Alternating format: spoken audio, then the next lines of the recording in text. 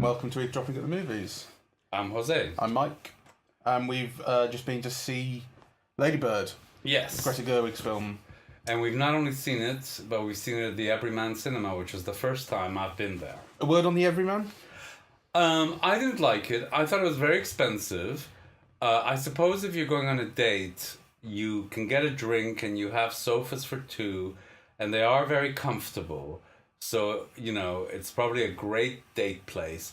But as a place to see movies, I didn't appreciate it much. I thought it was very expensive. It's twice as expensive as any other place to see movies. And the screen is small. We were in screen one, which was kind of small, but I thought actually there was a sort of, I don't know, intimacy to it. I kind of liked it, but I mean, you wouldn't want to see Dunkirk there. But the price is the factor that affects everything. Like, actually, I think it's a really nice building. Actually, it's really nicely kind of put together. They put loads of work into the way it looks and the way it feels. It's got a kind of sort of 50s, 60s sort of dinery kind of bar aspect to it. I think actually, I imagine when it's busy, it's probably great. But it's just too expensive. We couldn't see every film there. It's £15 a ticket basically. You know, we'd go broke if we tried to see everything there. I mean, that's about as much as we pay for Cineworld for the month. Exactly. You know, and we can see anything we want as often as we want. But probably for special occasions, I imagine it's great.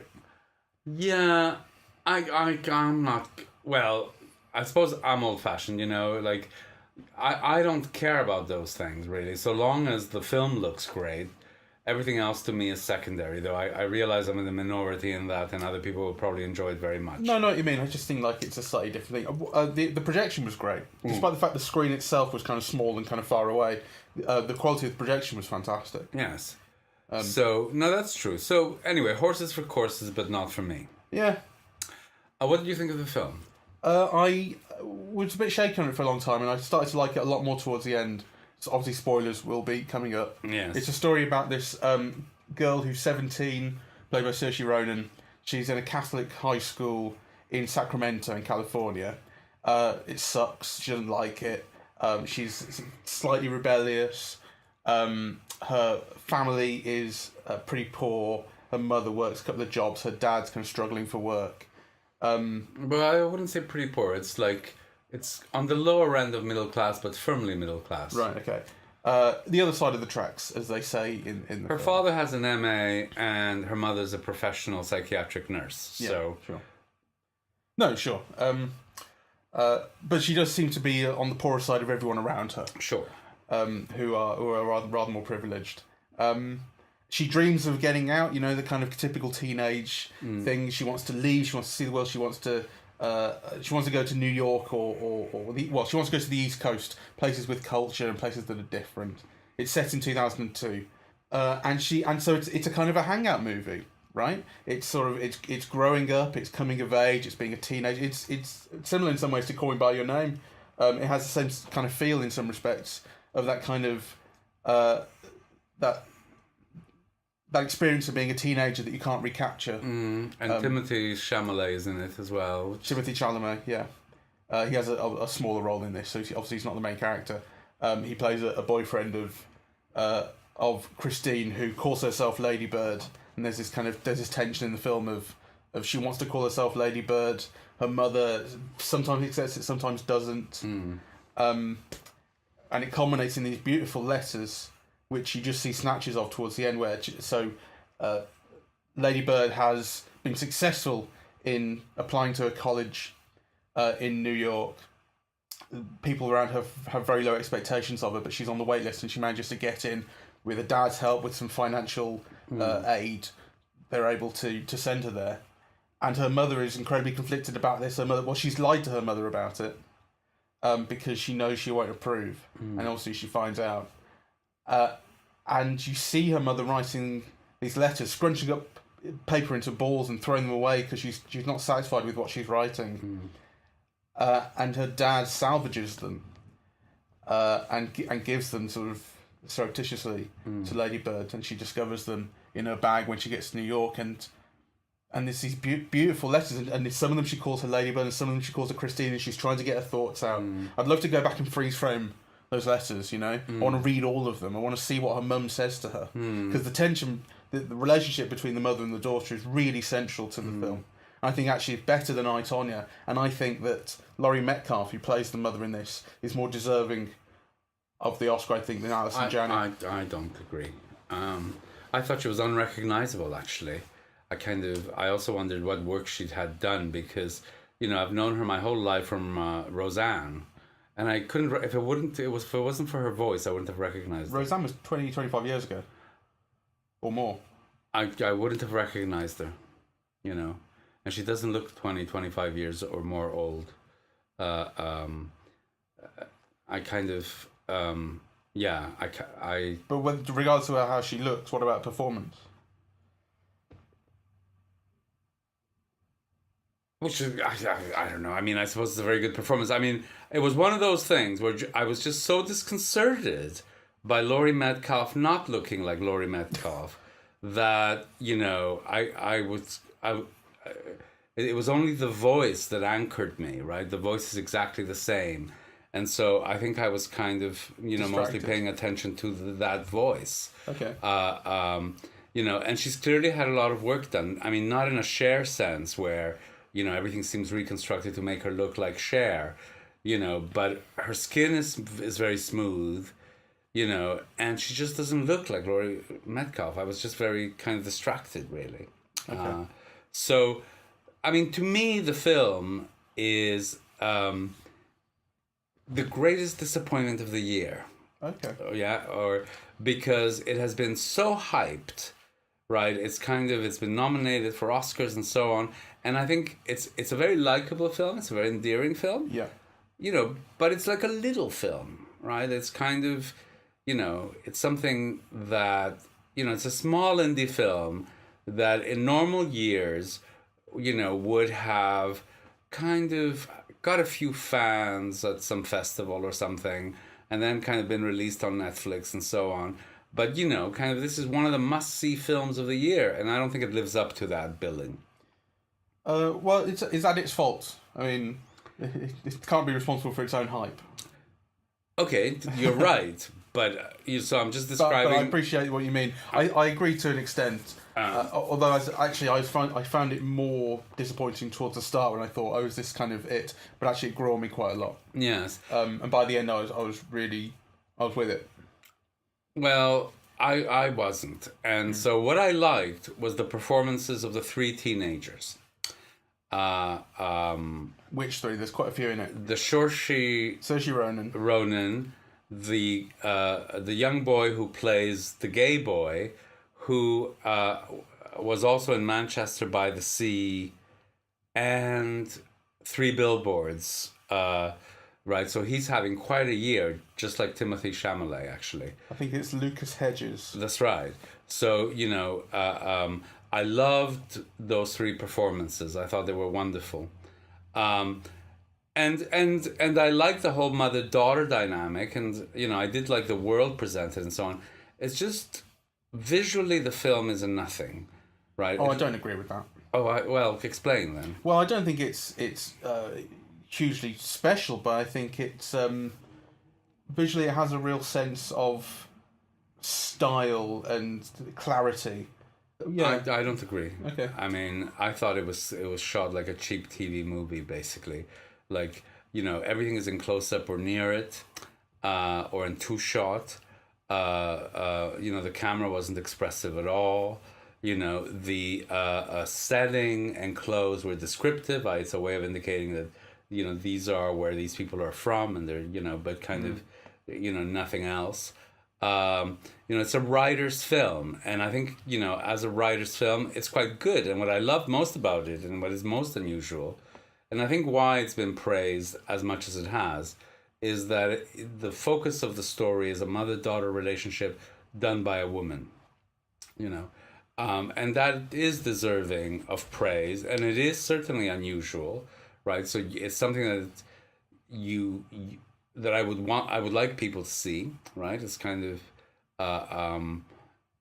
it is kind of voices that are not often heard or seen in cinema. So all of that I would agree with. But I think the film has been overhyped. Yeah, that's true. But I think let's not bang on about the hype, because I think that's external. That's kind of a distraction. Like, well, true. Okay, but we are kind of in a way discussing I suppose the film's merits, and one of the things that we want with it is, what I would like is to get people to see it, but to get people to see it with more realistic expectations. Sure. No, I appreciate that. I like I think thinking about it visually, like, I'm not sure that I want a film like this to be kind of screaming with the camera of like about using the camera to express so much. Like, sometimes it's I want to be able to, well, like I say, it's a hangout movie. I want to be able to hang out with the characters in a film like this, and I think actually it's possible for direction to get in the way of that sometimes if you're overusing the camera. If you see what I mean. Like, well, I do see what you mean, but on the other hand, having a two-shot, having things just kind of staged quite simply, allows other things to express it. Allows the writing to express itself, as you suggest. I think the editing is really good. Actually, this was something I was thinking about during the film. That it doesn't actually it doesn't draw attention to itself too much. But there are these kind of montages. I think montages would be drawing attention to themselves if they had music underneath. But they don't, so it's just like they're more kind of scene-setting montages of like life at school or during the play, where it's shots kind of quite quickly following one after another. There's a real snappiness to the editing. I think actually it's really brilliantly edited. Okay, to give you a sense of pace and place. Yes, I don't know. I was disappointed. I was disappointed with the school thing. Like it's set in a kind of a Catholic private school, which the parents can barely afford. There's the usual stuff with the nuns, but and the priests. But I've seen more humor kind of in other films. Haley Mills, The Trouble with Angels, or things like that. I mean, there's a whole tradition of them. That didn't particularly strike me. I thought some things could have been rendered more complex and more poetic. Really, her first sexual experience, which some people wouldn't describe as one. So there's the whole thing about she thinks that the object of her affections is a virgin, and he turns out not to be, and her whole idea is that they're going to lose their virginity at the same time. But A, he comes too quickly, and B, she's not the first. And you also get the sense that there's no penetration or anything like that. So, there's a whole thing about how you describe, Do you get a sense of that? I thought that was quite clear. Okay, maybe I misunderstood. Maybe. I mean, yeah. I mean, that seems to be sort of the point. Like, you get a moment, obviously you don't see anything, it's all under the covers and everything.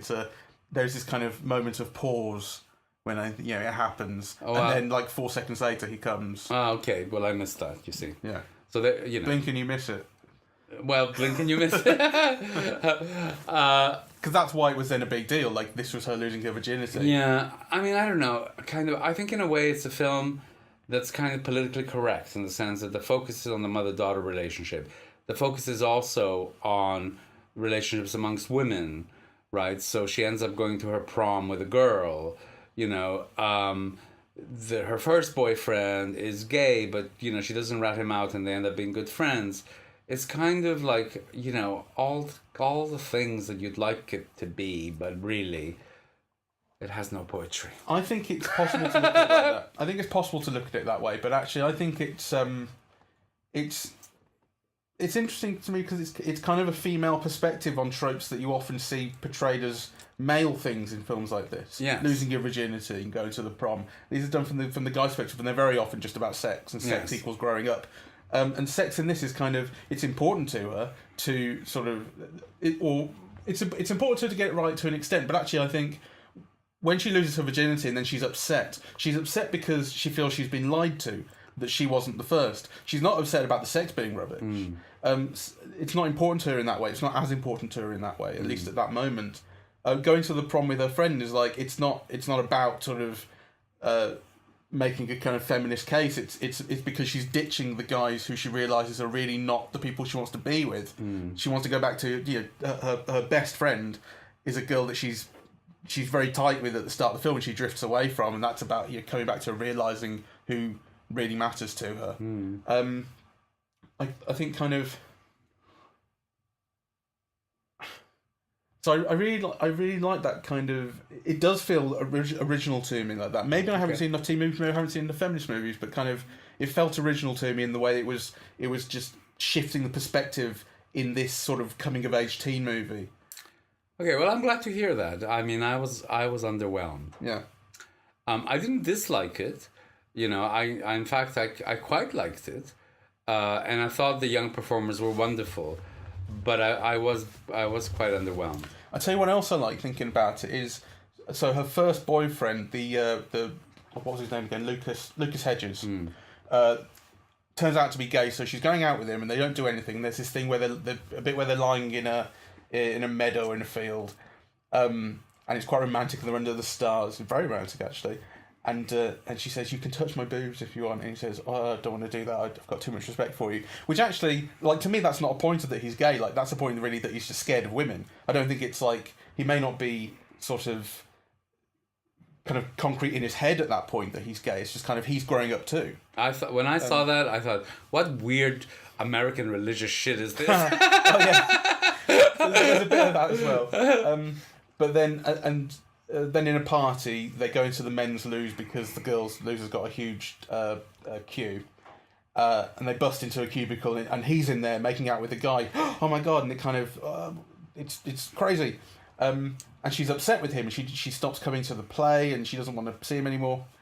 And then she happens to see him a little bit later, and he's terrified of his parents finding out. He's terrified of his dad finding out that he's gay, and he wants to apologise to her. And she's initially reluctant to accept his apology and to speak to him, but then she comforts him. She takes him in her arms, and so actually that was very sweet. I don't think I've really seen that before. That was very sweet.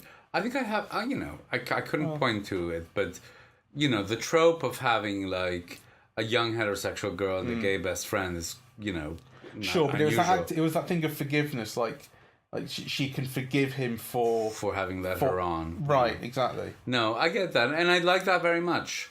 And I mean, there are many things that in a way that I liked in a quite a low key way.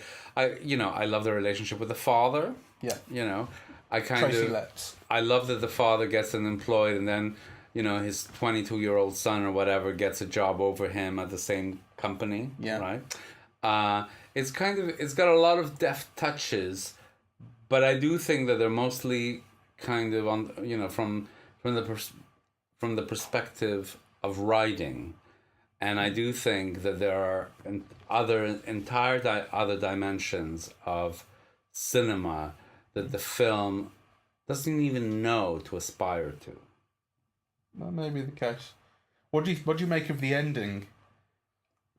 I thought it dragged on for too long. You know, I wish it would have ended at the airport with the mother, you know, and then she ends up in New York, and then she finds the letters, and, you know, it seems to go on for quite a lot longer than I thought it would.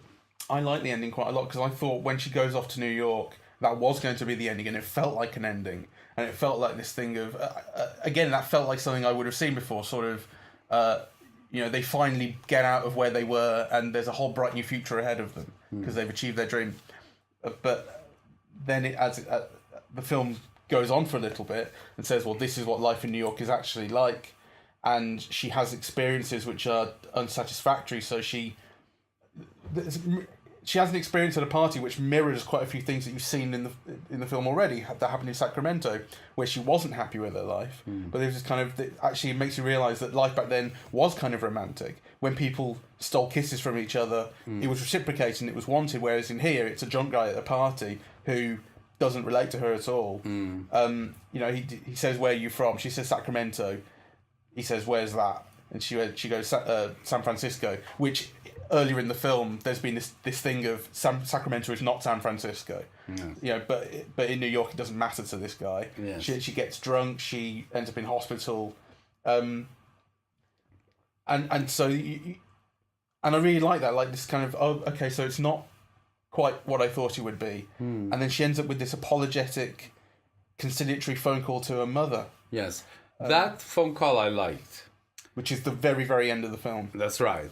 But, I just wish it would have come earlier. It's only an hour and a half long, the film. Did it feel long to you? It did. I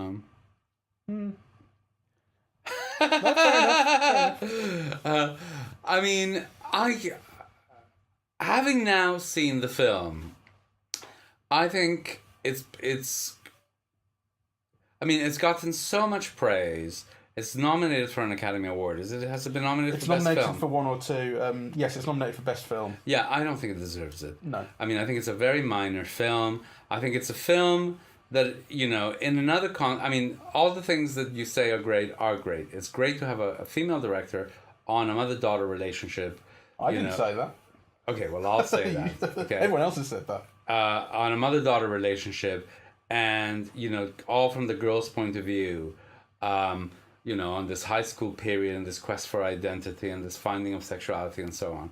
I mean, there's nothing that I really dislike about it. But I just don't think it's good enough. I mean, I think it's a first work, by a young female director that has benefited from all the Me Too movement, the revelations about the disparities in salaries, the embarrassment of the Academy for not having more female filmmakers, but if you look at something like Detroit, and you just look at, what Catherine Bigelow does there, which is just, such a great use of the medium, and then you compare it to this feels like a very minor work, and that's. So let's look at the Oscars that it is nominated for. So it's nominated for Best Picture. I think we're both in agreement that it's not deserving of Best Picture. But having said that, it's I'd say it's as deserving of a nomination, if not more so, than some of the other nominees. Well, looking at The Post or Get Out or certainly Darkest Hour, I think it ranks. I think it's fair to place it alongside those. I wouldn't. I mean, I think, You think it's worse than Darkest Hour? I do, though, I'm no fan of Darkest Hour, but at least there was kind of an attempt to kind of create a look with it, and to be expressive with that look. And, I do think that the interrelationship between Gary Oldman and Kirsten Scott Thomas was wonderful. So, I also think it's a minor film undeserving of an Academy Award, but I do actually think that, this is fresher and more interesting. Lady Bird is fresher and more interesting than the Darkest Hour. But I just think The Darkest Hour is a more accomplished film. Okay. I don't think it just comes down to sort of the look. I understand your reticence to praise it for anything along those lines, but there's a kind of deftness of touch and lightness and a control of tone in this film, which I think you're being a little unfair to. No, I would grant you that. I would agree with that. I mean, it's very interesting, isn't it? Because, you're seeing like Woody Allen's films, which are much more deft with tone and so on, and kind of, and imaginative and kind of experimenting with form and whatever. And they're being decried as, he always does the same thing and it's of no value whatsoever. And then you have a really basic film that is distinguished by some fresh writing and some very good performances. That's I would say that's its only claim to achievements. And that is being kind of, praised to the skies. So, my feeling would be, well, congratulations, Greta Gerwig, but you better learn some more before you do your next film. Let's quickly go through the other four nominations it has. So, Best Director, Greta Gerwig's nominated alongside Christopher Nolan, Jordan Peele, Paul Thomas Anderson, and Guillermo del Toro. I think. I think there are omissions from that list. Frankly, yeah. That are quite. Didn't even know. Yeah. And Catherine Bigelow. Best Actress nomination for Saoirse Ronan as Lady Bird. Oh, she deserves it. You think she deserves the nomination or the award? I think she deserves the nomination. Yeah. She is great. I had trouble with her at the start because I thought she just looks 25 years old. Yes. Which is normally not a problem for me. Like every film about teenagers, everyone is 25 years old or above playing Except kids. that the young boys do look like 17 or 18 and she does look slightly older. She looks... Not much older. But then, I kind of... she won me over. I got into... Yes, exactly. I got into that. What else is there? Best Supporting Actress, Laurie Metcalf as Lady Bird. You've already expressed your disappointment that she doesn't look like herself. Yes. And in any case, I would say Leslie Manville or the actress's name from I, Tonya. Alison Janney. Yeah, deserve it much more. Best original screenplay. I think that deserves a nomination, yes. It's nominated alongside The Big Sick, Get Out, The Shape of Water, and Three Billboards. I think it deserves to be there. You think it deserves to win? No. So, a disappointment for you. Yes. I mean, I would urge people to see it. I do think it's kind of... It's a lovely, gentle, original voice in the cinema, and it's worth seeing for that reason. But I think you'll enjoy it more if you don't go in with any unreasonable expectations. Yeah, sure. The hype does appear to have played a part with you. It does. I'm afraid so. And actually, I haven't read any reviews or anything about it. No, it's just, nor do I. I mean, I suppose it seeps into you, I guess. The hype that I think we probably both experienced was of the awards. Kind of people saying, "Oh, it's great that it's nominated for such awards, and it should be winning best in the other." In fact, particularly at the Golden Globes, people were saying, "Why is it nominated here and not here?" Yes. I can't remember exactly what it was. Was it? I think maybe it was nominated for Best Picture, but she wasn't. Greta Gerwig wasn't nominated for Best Director. I think. I don't know. Something like that. People were making quite a fuss about it. I think there's an issue of screeners in these nominations, right? Because what happens is people get the screener, they see it on a TV or on a laptop, and actually, seeing it like that really does privilege the screenplay and dialogue, and movies that are filmed in close-ups to medium close-ups with, very sparse use of long shots. And actually, this is just that kind of movie. Well, yeah, that's true. But I think it's unfair to suggest it's being shot televisually. I think it is cinematic. It's How so? Why do you say that? Well, it feels right on a cinema screen. I don't know how else to put it.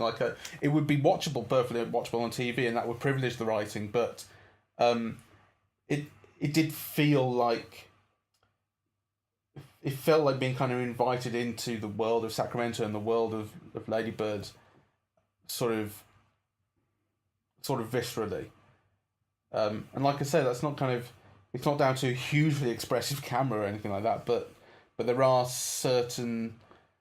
There's a certain care. Expressive. It's almost inexpressive. There's a certain care that's been taken, I think, with the construction of the images. Whether you think they're expressive or not is one thing, but I think they're quite deliberate. I think the care's been taken over them. I think care has been taken with the performances and with the dialogue, and it's one of those films in which all the rest of the audiovisual means is just a way of capturing that performance and that dialogue, rather than adding a layer of expression. Well, like I say, I think it sits alongside something like Dazed and Confused as a kind of, which I think is equally kind of unexpressive, really. I found more so, but people have no problem with that as a kind of classic teenage hangout movie. It's about 25 years since I've seen it, so I can't comment. No, sure. But I think it's sort of it's comparable to something like that. I don't think it's. Okay, well, I'll look at it. It's on Movie at the moment, so. Is it? Yeah, so I might look at it later tonight. You love Movie. I love Movie. All right, so final verdict. Well, final verdict for me, I actually really enjoyed it after a little while. I got into it, and I think it has some twists on teen movies of this nature that I really enjoyed. I enjoyed it in some respects more than Call Me by Your Name, which made me hate children. I kind of felt like I understood the characters, and I think the family relationships are interesting and well portrayed, and I think you're absolutely right to say that a lot of that comes down to the writing. Most of that comes down to the writing and performance, but I don't think that's a huge problem necessarily. I don't think every film has to be screaming expression with the camera. Yes, I do. So okay, well, I would still urge you to see it if you've got a chance. Yeah. Actually, I think in a film like this, the director can actually get in the way of the film sometimes. Could possibly.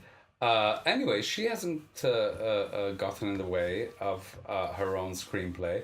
I nonetheless think that this is a film that wouldn't lose very much by being seen on TV. That's certainly true. So, We urge you to see it, but if you don't see it at the cinema, it'll crop up, soon on Netflix or the like. Fair enough, I suppose. All right.